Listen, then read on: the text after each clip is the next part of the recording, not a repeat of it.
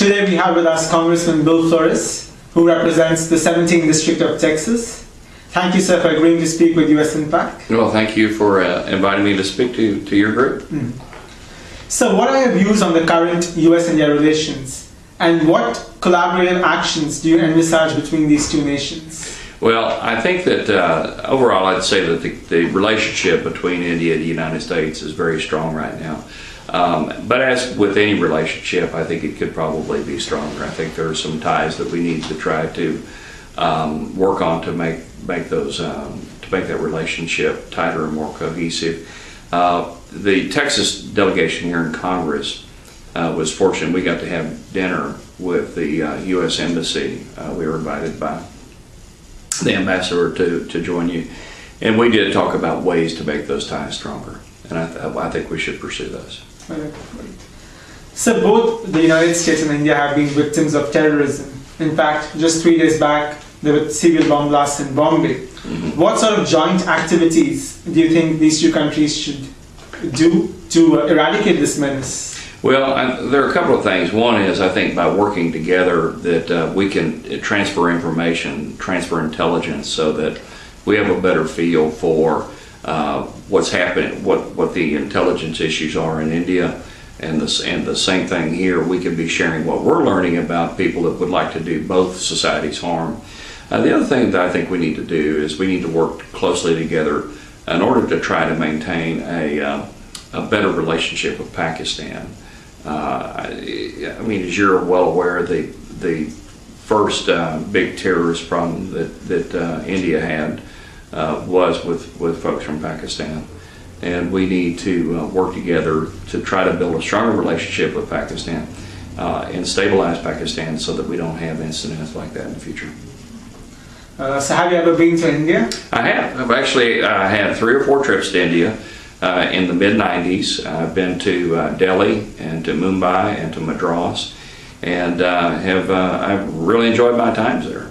Of course, those were tough trips because you have a long flight over, and then you're extremely jet lagged. It seemed like I would be there 7 days before I'd get back on the right time zone before I was leaving and flying back. It's good to know that you enjoyed your trips. I did. And have you attended any local Indian American events in your congressional district? Not in my district, no, I haven't. The only Indian American event I have attended has been right here in Washington when I was at dinner with the embassy, like we talked about a few minutes ago. Okay. But if there is an event, we learn about it, we'll certainly be happy to join it. Sure. So President Obama is discussing bringing a comprehensive immigration reform bill to Congress. What are your views on this? I think we need to have a comprehensive reform bill, but one of the critical elements of any immigration reform bill is to make sure that our border is secure. We've got to start with trying to make sure that people that shouldn't be in the country are not coming across either of our borders, the southern border or the northern border. So once we get that controlled, then we can talk about a broader policy. Now, that said, one of the things I think one of the fixes we could make in the short term has to do with visas. There are a lot of professionals from India that have come to the United States that go to colleges and universities, and then they want to continue working here. And to me, and they're in key industries, typically in the technology area, and I'd like to be able to have a smooth process for them to be able to get the visas so they can continue to work here. So small businesses are the engine of growth and innovation, and as you very rightly mentioned, Indian Americans are there in various fields such as the renewable energy industry and the biotech industry. In this tenuous economic climate, what steps is the Congress taking to protect the interests of these Indian Americans? Well, I view it broader than the Indian American businesses, because really it's all small businesses in this country. If we do a better job of providing an environment where small businesses can grow and prosper, that helps businesses irrespective of who owns them. And so that's what I'm trying to do, is come up with an environment where we have the right regulatory regime, where we have the right tax system. Right now we've got one of the most oppressive tax systems in the world for businesses.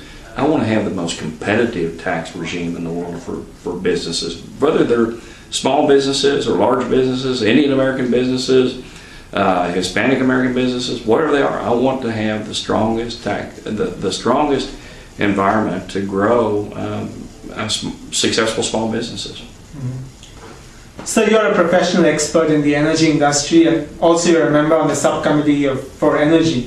Do you think renewable energy has a future, or do you think it's just a fad?